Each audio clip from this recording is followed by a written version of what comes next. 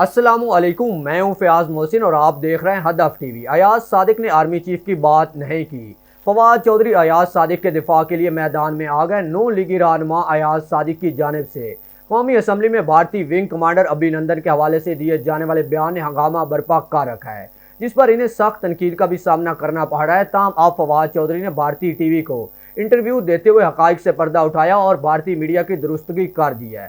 तफसीलात के मुताबिक वफाकी वजीर साइंस और टेक्नोलॉजी फवाद चौधरी ने भारतीय टीवी के एक प्रोग्राम में शिरकत की, जहां उन्होंने भारत के गलत और बेबुनियाद प्रोपेगेंडे का जवाब दिया। इस दौरान सहाफी ने सवाल किया कि एक बयान दिया गया कि 9 बजे तक तो हिंदुस्तान ने अटैक कर देना था, हमारे आर्मी चीफ को पसीने आ रहे थे, अब वो झूठ बोल रहे हैं या आप? फवाद चौधरी ने तहम्मुल से सवाल सुनने के बाद मजबूत जवाब देते हुए कहा कि सियासतदान एक दूसरे को नीचा दिखाने के लिए इस तरह के बयान देते रहते हैं। दोबारा आपको ये कहूँगा कि उन्होंने जो बयान दिया इसमें उन्होंने आर्मी चीफ का नाम ही नहीं लिया। वो हमारे वजीर खारजा को कह रहे थे और वो इसलिए कह रहे थे कि वो हमारे खिलाफ हैं। जाहिर है जिस तरह से हिंदुस्तान में सियासतदान एक दूसरे की टांगें खींचते हैं, इसी तरह पाकिस्तान में भी है, पूरी दुनिया में भी ऐसा ही है। उन्होंने आर्मी चीफ का नाम ही नहीं लिया।